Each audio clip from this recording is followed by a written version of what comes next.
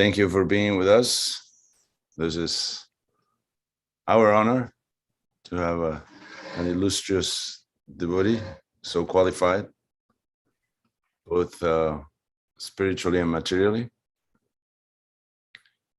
So maybe I actually share your biography with the devotees that they're gonna join in and listen, but I don't know, and they don't know how you came to Krishna consciousness. You want to give us a little abbreviated version of how you came to the movement? Should I tell, Sarvatma Yes. Prabhu? Yes, please, because I don't know the story, so I can't tell. Good morning, dear devotees. It's my great honor to be with you today. It was really my dream to attend Gita Nagari community.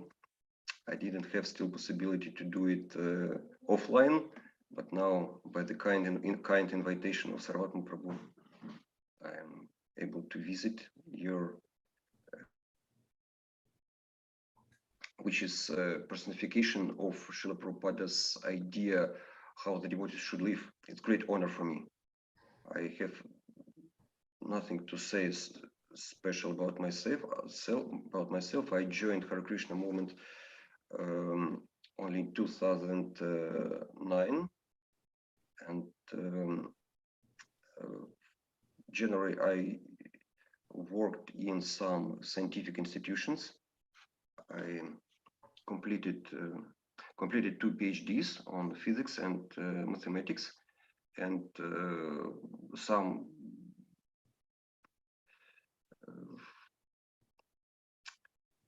I did not show much much attraction for spirituality, but nevertheless some questions about the nature of myself, about the nature of the outer world, turned my face to some spiritual traditions. And fortunately, I was so fortunate to meet the ISKCON devotees 13 years ago, who gave me the literature, who gave me their association, and I was much attracted since that to the message of Srila Prabhupada, to the message of Lord Chaitanya. And here I found answers to all the questions.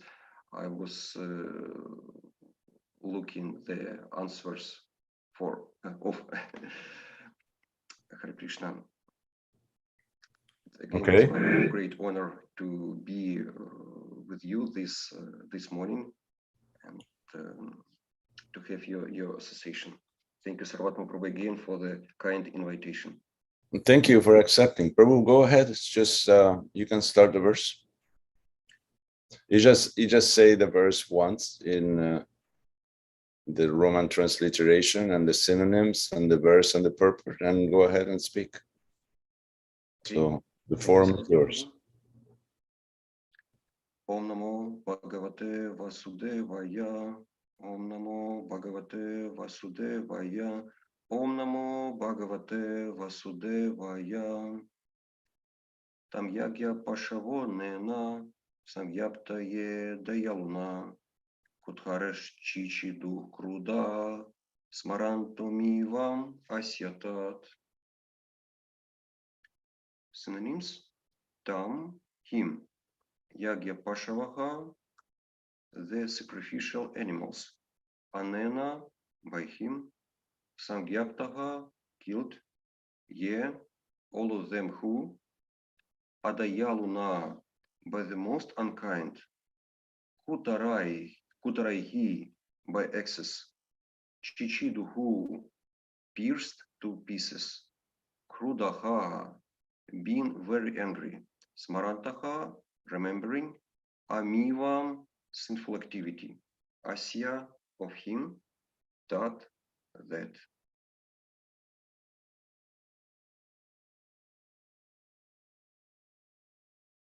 Very close word, that in English especially it is seen, the similarity, the origination from Sanskrit of languages. Translation: that most unkind king, Puranjana, had killed many animals in various sacrifices. Now, taking advantage of this opportunity, all these animals began to pierce him with their horns. It was as though he were being cut to pieces by axes. Purport by His Divine Grace A.C. Bhaktivedanta Swami Prabhupada. Those who are very enthusiastic about killing animals in the name of religion or for food must await similar punishment after death. The word mamsa, meat, indicates that those animals whom we kill will be given an opportunity to kill us. Although in actuality no living entity is killed, the pains of being pierced by the horns of animals will be experienced after death. Not knowing this, rascals unhesitatingly go on killing poor animals. So-called human civilization has opened many slaughterhouses for animals in the name of religion or food. Those who are little religious kill animals in temples, mosques, or synagogues, and those who are more fallen maintain various slaughterhouses. Just in civilized human society, the law is a life for a life. The law is life for a life. No living entity can encroach upon another living entity as far as the Supreme Lord is concerned. Everyone should be given freedom to live at the cost of the Supreme Father, and animal killing, either for the religion or for food, is always condemned by the Supreme Personality of Godhead.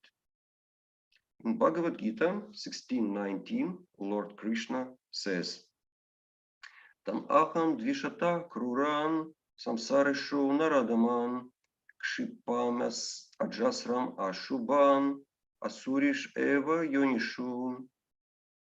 Those who are envious and mischievous, who are the lowest among men, are cast by me into the ocean of material existence, into various demonic species of life. The animal killers, Dvishataha, envying other living entities and the Supreme Personality of Godhead, are placed in darkness and cannot understand the theme and objective of life. This is further explained in the following verses. I will read once again translation. That most unkind king, Purajana, had killed many animals in various sacrifices. Now, taking advantage of this opportunity, all these animals began to pierce him with their horns. It was as though he were being cut to pieces by axes.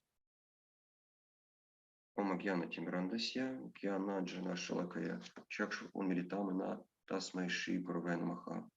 Vanchakalpatarubhyascha Kripa Sindhubhya Evacha, Patitanam Pavanebhyo Vaishnabhyo Namo Namaha. Nama Om Vishnu Padaya, Krishna Prishtaya Bhutale, Shrimad Bhaktivedanta, Swami Niti Namine, Namaste Saraswati Deve Gauravani Prachayane, Nirvishesha Shunyavadi Pashtitya Desha Taine. I feel very humbled to have to say something in front of you, so respectful audience. Nevertheless, Srila Prabhupada wanted us to speak about our spiritual realizations on the topics that we hear from our spiritual authorities or which we read in Srila Prabhupada's books. So the story of Puranjana very logically fits into the structure of the fourth canto. As Jiva Goswami said. Can you, Prabhu, stop sharing the screen? So okay, yes. We can see you. Yes. Okay. So the story of Puranjana. Puranjana, by the way, I looked this morning into the dictionaries, Sanskrit dictionaries. The translation is the soul. The soul, Puranjana is this the story of the soul. it fits very well into the structure, complete whole structure of the fourth canto, as is said in Padma Purana. The third and fourth cantos of Srimad-Bhagavatam are like the legs of the Supreme Personality of Godhead, Shri Krishna, because they are like foundational pillars which the third canto rejects the atheistic philosophy of Sankhya. Atheistic Sankhya is rejected in the third canto, and philosophy of Karma Kanda, Karma Mimamsa, is rejected in the fourth canto, in such stories, for example, like Daksha's sacrifice and the story of Puranjana. Also, of course, the story of Maharaja Pritku shows us how the sacrifices should be performed.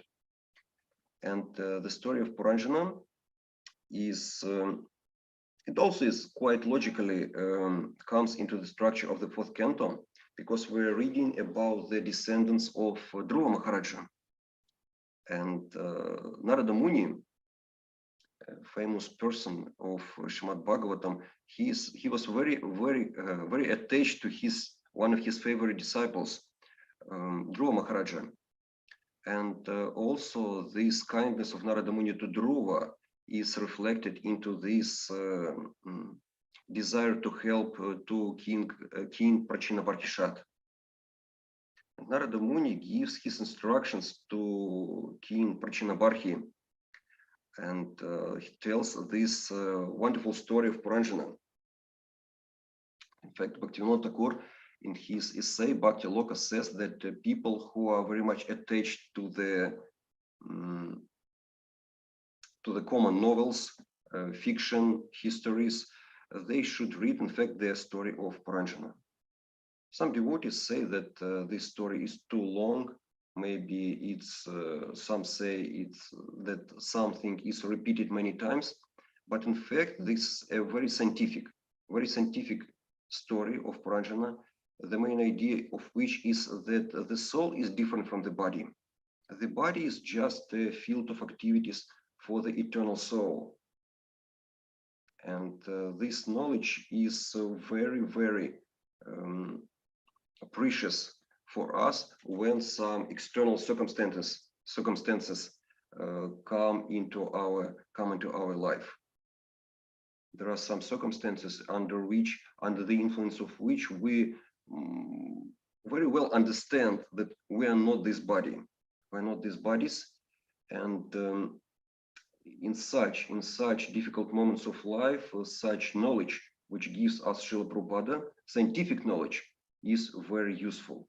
It's not just jnana, dry jnana. It must be transformed into vijnana.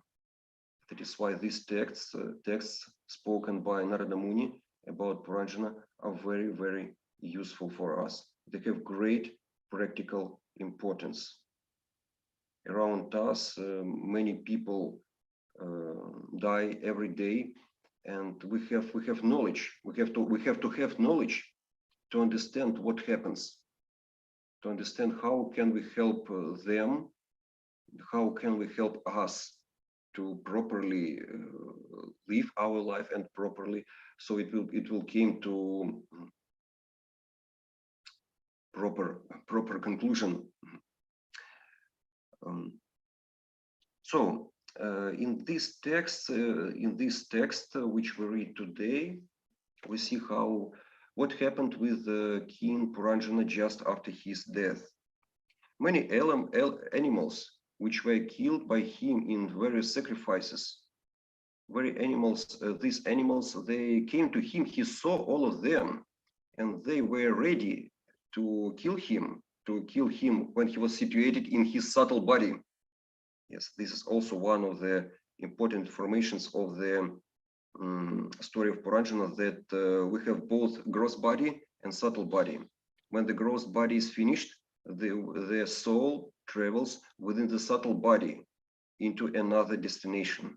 Another gross body is built up around the subtle body, around the our conceptions, our desires, our thoughts, which we cultivated during our life.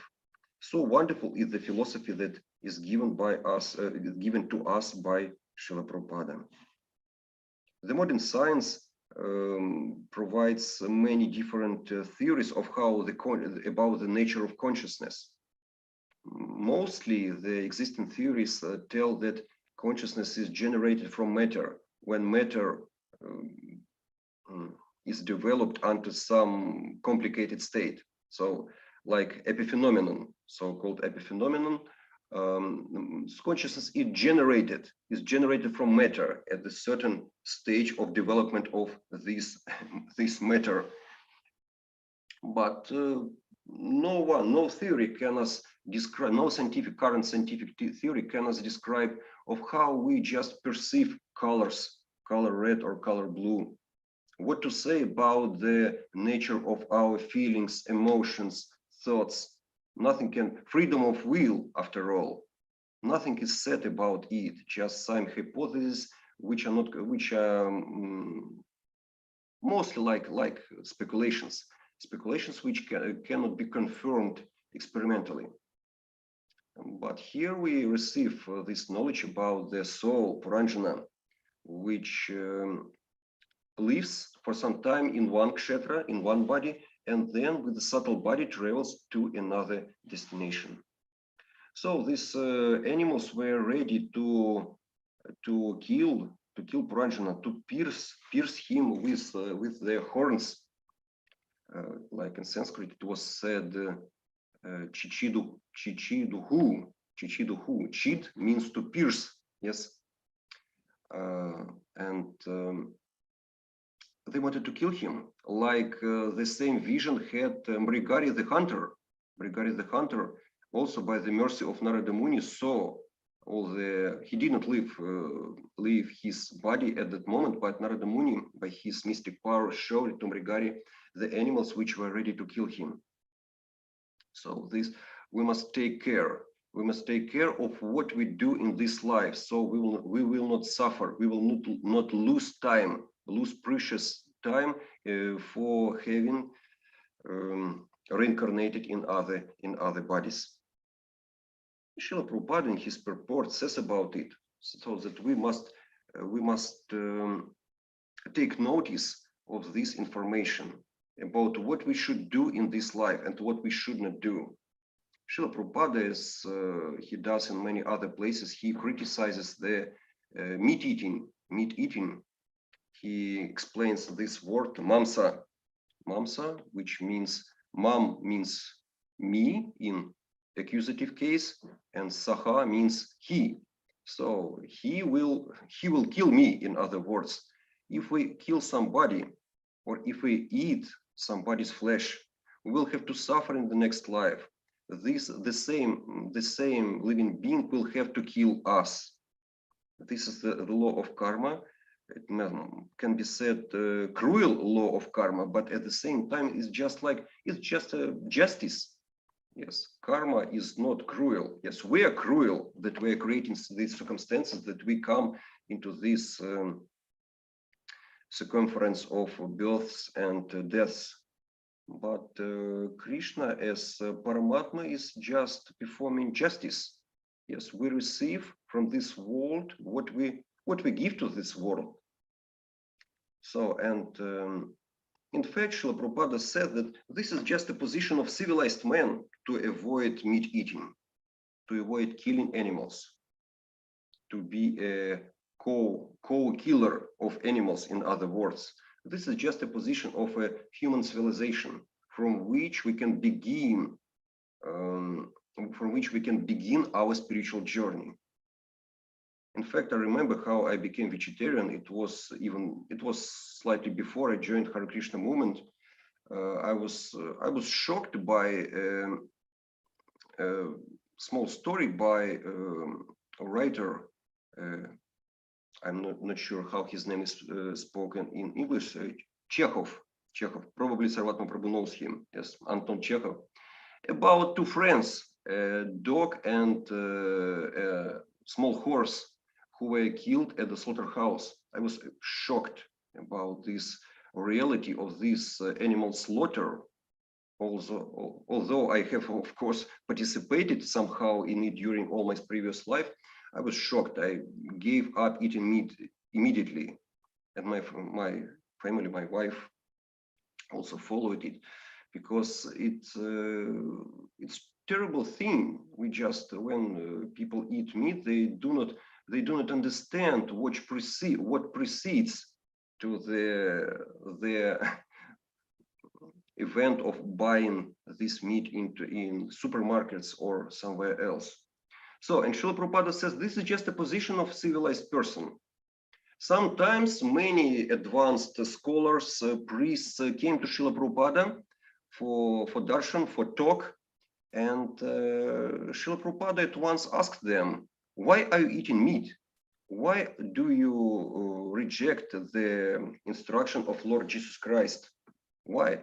And some of these people, they became disappointed. They said, oh, we came to know some confidential spiritual matters. We came to know some advanced spiritual philosophy, but you are just asking us to to stop eating meat. But Srila Prabhupada demonstrated by this to his disciples and to us that human civilization begins at the point of following simple regulative principles, which he called regulative principles of freedom. Because if we do not follow such simple laws of God, it wouldn't be possible for us to understand some spiritual matters, to understand that we are really different from matter, to have positive, as Srila Prabhupada says, positive information about a linking process of uniting the soul with the God. No, it cannot be explained to a person who is dedicated to some sinful activities. So Srila Prabhupada again and again stresses in his purpose the necessity of following such simple laws. Also, another point which Srila Prabhupada makes in his commentary, he said that Krishna casts these persons who disobey to follow his laws into the lower species of life. And somebody may say that, oh, Krishna is so cruel. But no, Krishna is the personification of mercy. Where this world was desired by us, in fact, not by Maya, as Srila Prabhupada said to Shichananda Swami, to his question, why Krishna created Maya. Srila Prabhupada said, no, it is you, meaning all of us, who created this world. In the third canto of Shrimad-Bhagavatam, I believe in the 12th chapter, Srila Prabhupada says that Krishna does not want that the living entity will fall into the lowest pieces of life. But if a living entity, I'm trying to find the word, is very decisive, is very determinant, yes, have a determination to go to the lowest pieces of life, the Lord allows it. The Lord just gives sanction. Yes, you can do it. Although the Lord, as a super soul, he doesn't want to allow such activities. But if the living entity persists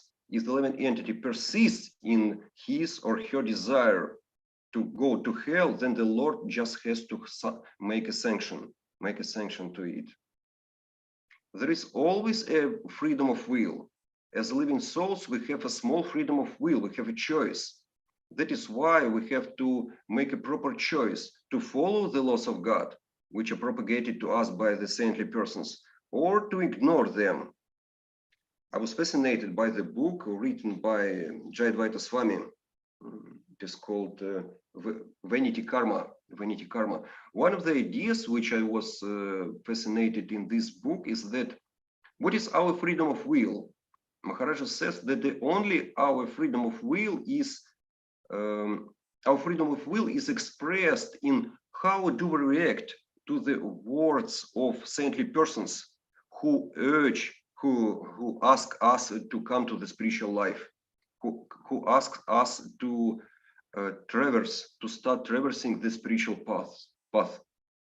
This is our only freedom of will. Other events in our life are more or less predetermined. But our real freedom is how will we react to the instructions which are given kindly, mercifully to us by such sages as Narada Muni, Srila Prabhupada, Six Goswamis, our spiritual masters, our elder devotees, etc. This is our real freedom of will. We always have freedom of will, and modern science cannot explain this phenomenon, whether it is a result of collapse of wave function, if they try to explain the phenomenon of consciousness in terms of quantum mechanics, or it collapse, or it's self-collapse, orchestrated self-collapse, and so on. There are many wonderful theories, but they do not answer the core reason of who is the origin of this free will, who causes this wave function to be collapsed. Yes, and also this freedom of will is brilliantly described by Hridayananda Maharaja in his purport to the, I believe, in the third chapter of 11th canto, with the example of the plane, passenger of the plane. If we come to the plane, we cannot step off the plane for some time, at least. But we are free in our moving or in our actions inside the plane. Yes, we have freedom of will, and it must be properly used. Narada Muni is very merciful. He was merciful to Dhruva. He is merciful to King Prachinabarhi. Oh, I see so wonderful cows. Krishna, Gita Nagri cows, Darshan. Narada Muni is very merciful, and he gives us instructions which are transmitted then to us by Srila Prabhupada. And as William Shakespeare said, the quality of mercy is not strained; it droppeth like a gentle rain of heaven. All we have to do is just to come under this flow of mercy. Yes, it's not. In fact, it's not difficult. It just requires the little suppression of our ego. And then some miracle can happen. Real miracle can happen. So we have to understand this knowledge of the soul. It's practical knowledge. As Srila Prabhupada said, this Krishna consciousness movement is a science. It is a science because science implies some information or hypothesis and then experimental confirmation. And we see in our everyday's life how this philosophy works, how this knowledge is relevant. It is very relevant, and that is why we must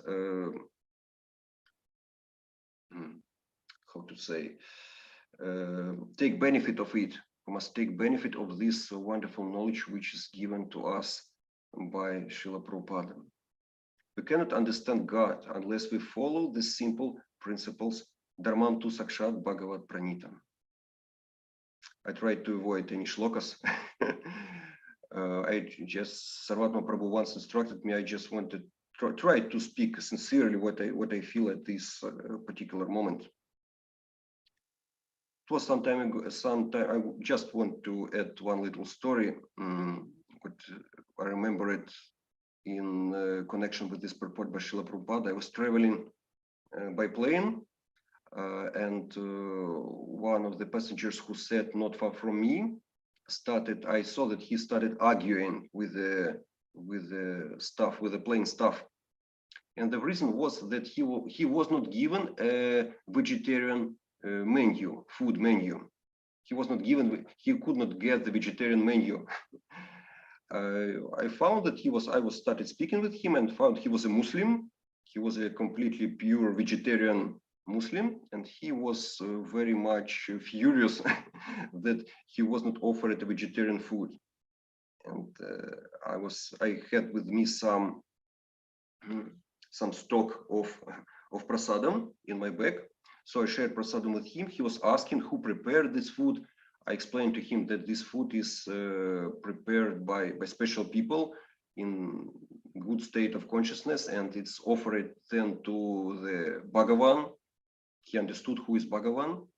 And finally, after he ate some samosas and sweets, he told me, you know, I understood one important thing. He said, I understood, now I understand that your Bhagavan, the Christian God, the Ukrainian Bog, it's the name for God in our language, Ukrainian Bog, our Allah is the same personality. He said, I understood that he's the same personality. And if people will understand it, that this is the same God, this is the same person, there will be no wars, there will be no conflicts. So we have to take benefit of this wonderful knowledge which is given to us such saints as Srila Prabhupada. And really, if at least 1% of people around the world will understand that the wars will be stopped. At least there will be much less wars, which bring so much suffering to the humanity and distracts us from our main goal of life. So the story of Puranjana is really very important and very practical. And Hare Krishna, I don't want to repeat the same thing again and again. Thank you very much. Thank you very much for your patience, for your kind attention. If you have some additions, suggestions, or maybe some questions. Prabhu, there is, first of all, maybe you can move your screen so we can see the entirety of your head, because we saw just half of your head most of the time. Excuse me, Sir Prabhu. That's no problem. When you said that, and I heard this many times and I read it many times, that if people who eat meat cannot understand the concepts in spiritual life, the very beginning, etc., yet when Bhaktisiddhanta Saraswati Thakur sent his disciples to the UK, and they said that there were some people interested, but they will never give up meat. Srila Bhaktisiddhanta didn't say, forget about it then. He said, then serve them meat. He didn't say, let them eat meat. He actually said, serve them meat, indicating that if necessary, one can actually perform this task to serve them meat just for the sake of trying to get the message of Lord Chaitanya through. So can you explain this apparent contradiction? I have no qualification to explain this contradiction, Sarvatma Prabhu, but I think that what Srila Prabhupada categorically says about it is first of all for the instruction of us, his immediate followers, who want to be his followers. In some circumstances, special circumstances, preaching is more important, I guess. If we just need to make people interested in spiritual matters and to assure that they won't be able to live their daily habits, well, I agree with you. The example of Srila Bhaktisiddhanta Saraswati is confirmation to this. I remember that it was in the middle 70s, I read it maybe in Lilamrita. Harikesha Swami was sent to Yugoslavia or to Hungary, and he said that, Prabhupada, I will have to eat meat there. Srila Prabhupada said, then eat meat. Preaching is more important. So that is why Srila Bhaktisiddhanta also, when the governor of West Bengal, Anderson, visited Mayapur, Srila Bhaktisiddhanta, he personally looked that the governor and his team will be served meat. Yes. Sarvatma Prabhu, maybe you will try to resolve this contradiction. I believe that Srila Prabhupada first of all says it for us that it's impossible for us because it's impossible for us, his followers, to develop spiritually if we will not follow just such simple regulative principles. But for people in general,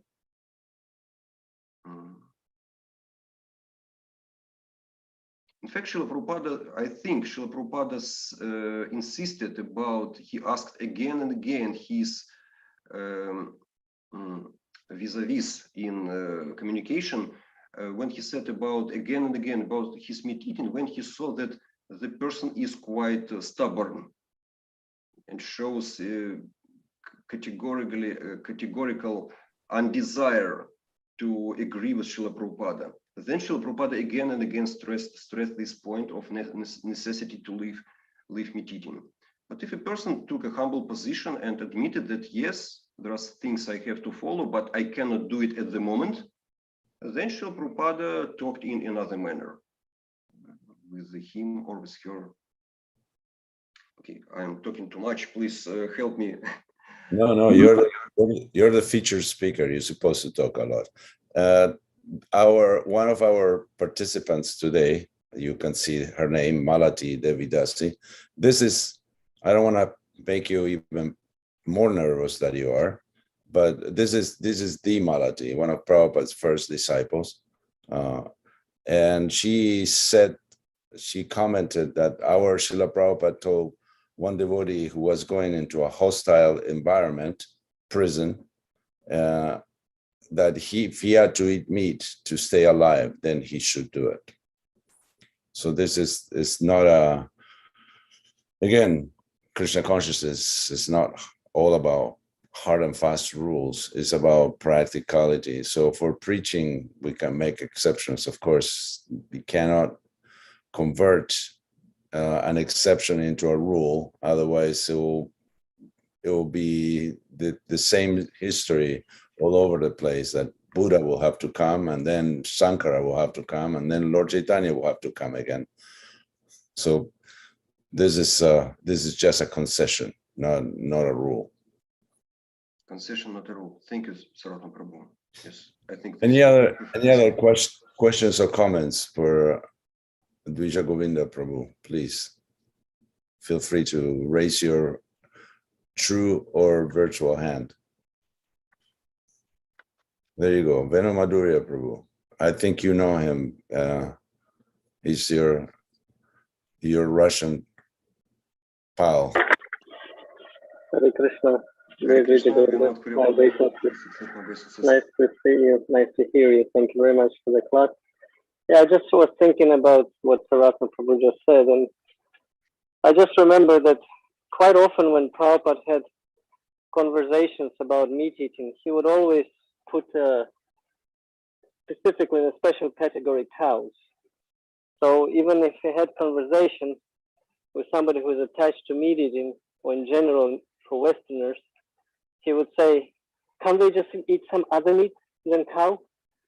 You know, or when he came to England for the last time before departing in Vrindavan, so he came there, he said, they're so nice people. They're so receptive, they're so respectful. You know, at that time, Krishna consciousness was booming in Europe and USA. In England, in India, there were many problems. And he would say, just if they would just give up the cow eating, you know, because cow is not the meat, she's a mother. Another time he was in Australia visiting this Christian movement, monks that were living in a simple village life and practicing intense prayers, described in Shama Sundar's Chasing the Rhino Swami book, very detailed. And again, when he was living, he said, there's only one defect in this community, they're eating cows. The things that sometimes Prabhupada in those conversations wouldn't even mind to say that, you know, if you're attached to eating, eat something else, not the cow. He would stress these two.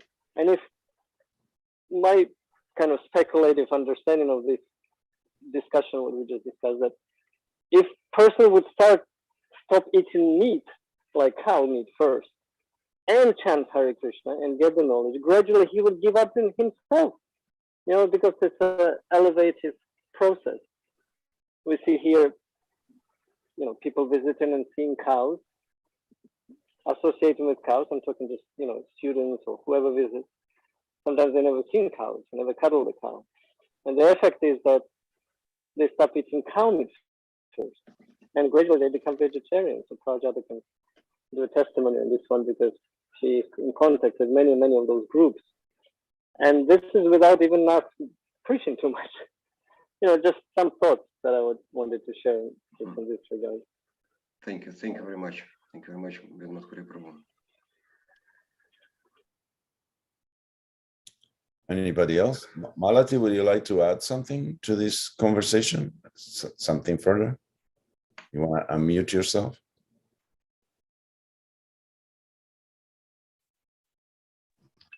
Hare Krishna. I'm just enjoying the conversation in that I think it's a really enlivening one because it's based on preaching and spreading Krishna consciousness.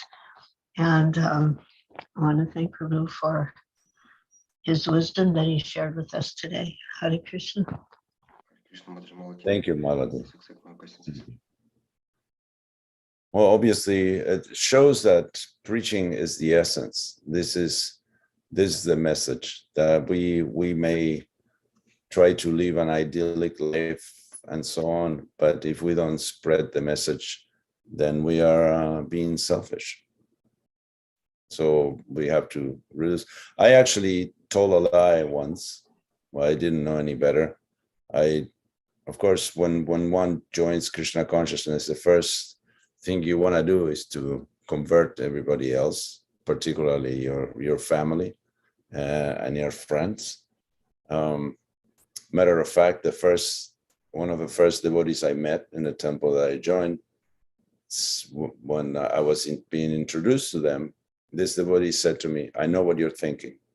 That was his opening line. I said, "So, and what is it?"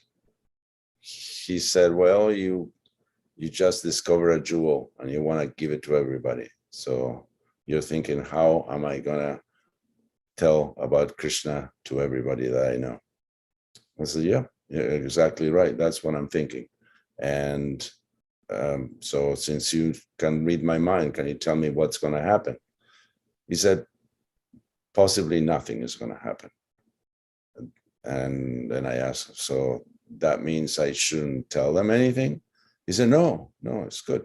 You should tell them, but do not be attached to the result, because possibly nothing will happen. And I did. I wrote a bunch of letters to everybody I knew and told them about the principles of Krishna consciousness and the beauty and the philosophy and so on. And nobody had any interest, except one friend of mine who's curiously, his last name is Rama. That's his last name. And so it wasn't very difficult to convince him to chant his own name. And he started chanting, and he for at least a year or two, he chanted 25 rounds a day. And that was the only connection from a past that actually adopted it. And then I lied to my father, who had migraines for, you know what migraines is? Yes. He had migraines for 50 years. Every week he had a migraine, and he had to lock himself in a dark room and be quiet and lie down. And I said to him, if you stop eating cow meat, your migraines will go away. I mean, I was just totally speculating, and I just lie for the sake of preaching, you can say, though it was a low move. And actually he followed. He stopped eating cow meat, and immediately his migraines went away. So Krishna helped me with that, because there is no medical prescription of that sort. So sometimes we get a little fortunate. Is anybody else who wants to add anything? Please. Okay, there is a hand from Prema Kishori. Please unmute, and if you are, how could I say, prepared to do it, please put the video as well. Hare Krishna, Prabhu. Sorry, I'm driving to work. Am I audible? Am I audible, Prabhu? Yes, yeah, we can. Okay. Yes. Thank you. Thank you, Dvija Govinda, Prabhu. Thank you so much for such a nice class. We just turn on the video. I learned a lot, and I had read your introduction that Sarvatma Prabhu had sent. So I was thinking there's going to be a very scholarly devotee, but you sounded like you are scholarly, no doubt, from whatever credentials I saw. But your presentation of such a complex matter was indeed very simple. So I appreciate that. One question I have is, you said that when you read Vanity Karma by Jayadvaita Swami, you like the concept of free will, that free will is how we are able to follow the instructions of the acharyas. And then you said that more or less the events in our life are fixed because this is a field of activity or kshetra. One question which I'm asked in my preaching experience is then if our karma is fixed, then what are we really doing? I mean, I have made up answers and here and there, but I would like to hear from you. Like, how would you address this question? If I may please humbly ask, if my karma is already fixed, then what am I really doing? Like, you know, like in terms of studying or struggling to get this position or this relation or this stay here or go there. People go to astrologer to find out that should I move here or should I live there? So if it is already fixed, then what am I really doing? I don't know if I asked the question properly. Thank you very much, Mataji Prema Kishori. As understood, how can we understand the concept of the freedom of will if, in fact, everything is predetermined by our karma, all our activities?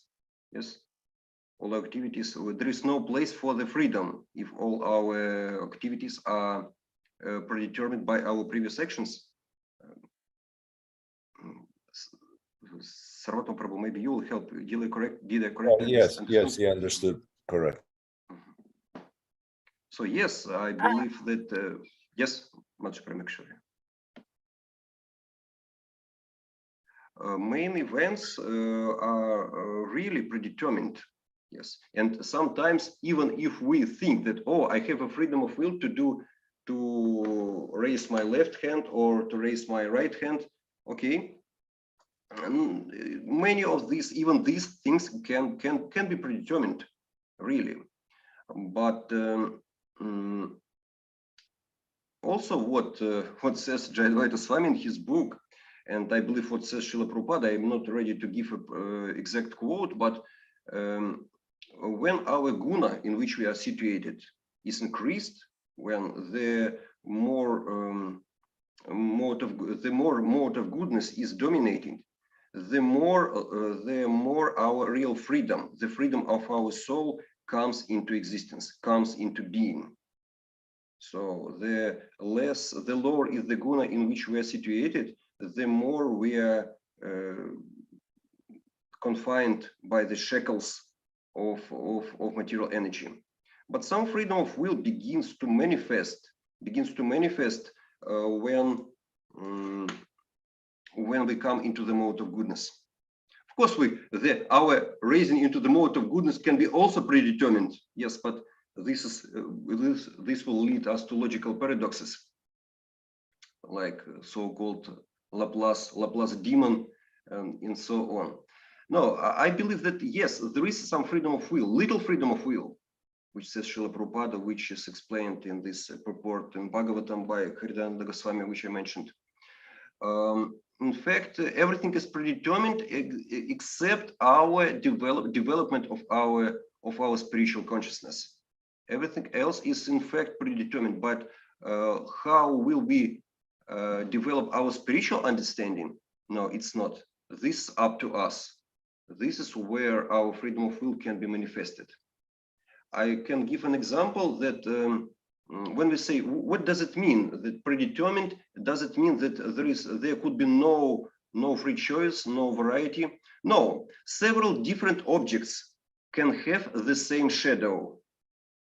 As maybe for mathematician, this example is how to say, I like this example. Several different objects can have the same shadow. So the same material history can be for different persons, but one person lived his life, his or her life, just under the laws of material nature, doesn't understand his spiritual identity. But another person with the same shadow, his shadow or her shadow looks almost in the same way, but he or she understood spiritual identity, yes, and developed spiritual consciousness. But from a material point of view, they lived the same life both, but there is huge gulf of difference between them. So we live in, as often said, in multidimensional space. The projection to three dimensions, which we are accustomed with, may be the same, but the development of other dimensions, yes, like Srila Prabhupada said, there is a spiritual dimension which is transcendental to the three dimensions we live in. This dimension is not constrained by the laws of material nature. Hare Krishna. This is what I tried to express. It could be wrong. You can correct me, of course. No, thank you, Prabhu. It makes a lot of sense. And points from your description and a lot of examples. But I don't want to, as you rightly said, logical paradoxes. But if I may be allowed, Saratna Prabhu, am I allowed to put one doubt that I have in my mind? Or is there anyone else waiting? I can. Thank you. So there is one. So in ISKCON we have we're developing something called Bhaktivedanta Medical Association. So in that there is one devotee I know. He's bringing forth this concept of free will in the matter of describing. He's a vascular surgeon. So in the matter of describing how the disease develops. So I am not understanding this, but this is what he proposes. He said most of the people who get ill and they come to a doctor, they say, oh, this is because of my genes. You know, I have developed this heart disease because my father had it, my grandfather had it, or I have diabetes, or I have depression because it runs in. If you take 4 aspects, if you divide your life in 1/4, 1/4, 1/4 in the concept of developing a disease, then 1/4 is completely fixed. You know, like for example, if somebody is born with an eye defect, you can't change it. It's fixed. And the other 1/4 is, okay, you're going to grow only this much tall. Your height is going to be only this much. Your bones are going to be only this strong or whatever. But 50% of it is something which is environmental. So there you go, you execute the concept of free will there, that what kind of food you eat, what kind of thoughts you process, what kind of lifestyle you lead, what's your sleep pattern. And then he brings forth this argument of 6th chapter Bhagavad-gita. I think it's verse 14 where Krishna says one who is regulated in his habits of eating, sleeping and recreation can mitigate all material sufferings. So he said here it is an example of a free will, expression of a free will of the soul. That sounds very complex to me, but your example is an explanation where I understand more from what you're saying. But I don't know if I just wanted to express. I mean, if there's anything that you can add in it to simplify, or do you accept or reject, or then that will be nice. Sorry if I have deviated the class, and I apologize.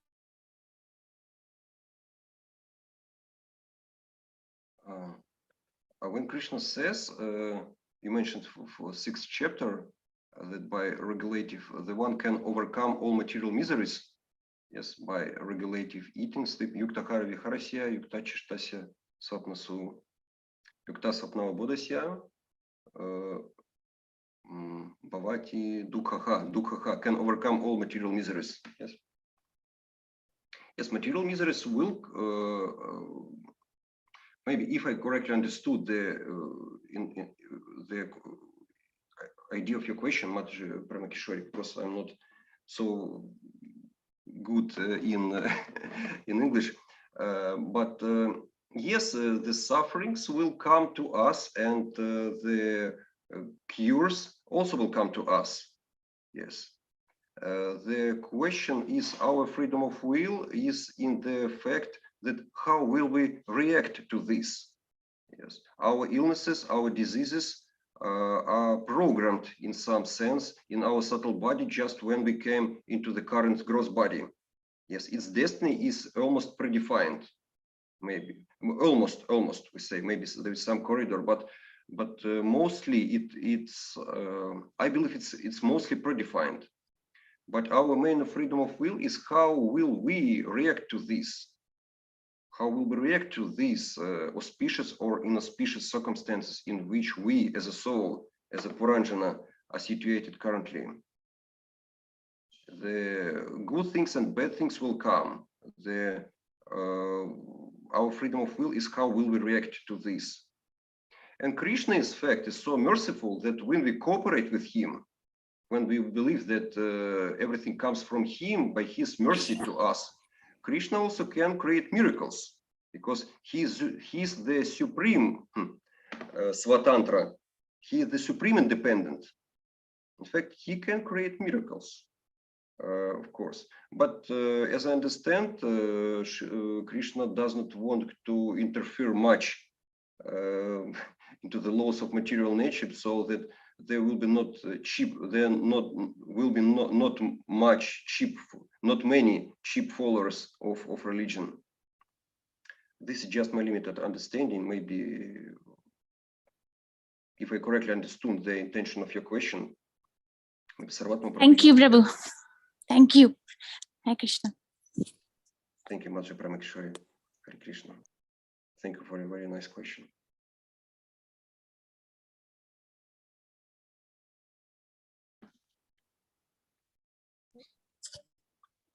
Thank you for your answer, Prabhu. I appreciate. Hare Krishna. Thank you. Okay, it's almost an hour. I feel ashamed to attract your attention for so much time. Although for me, it's a great experience. I'm very grateful. Grateful for you to have your association, to hear your voices, to see your faces. We thank you, Prabhu, for taking care of us and delivering a nice Srimad-Bhagavatam talk and some related issues. And now, unless anybody else has anything relevant or related to say or ask, I will encourage all the participants to unmute themselves and thank you in person. And my name and the name of the devotees of Gita Nagari, thank you, Prabhu, for taking care of us. Thank you very much. Hare Krishna, Prabhu. Thank you. Hare Krishna, thank you very much. Thank you, Prabhu. Hare Krishna. Thank you, Mataji Malati. Hare Krishna, Prabhu. Thank you so much. Thank you, Prabhu. So thank you so much. Please come back again. Hare Krishna. Thank you so much. So much. Pubrit Prabhu, Ajamil Prabhu, Mataji Radhika, Mataji Pramakishori, Ben Madhuri Prabhu, to all of you, my sincere obeisances. Thank you, Sarvatam Prabhu. Thank you, Mataji Malati. It's a great honor to hear you. Thank you, Sarvatam Prabhu, Mataji Dvija, for nice opportunity to meet with you this Sunday.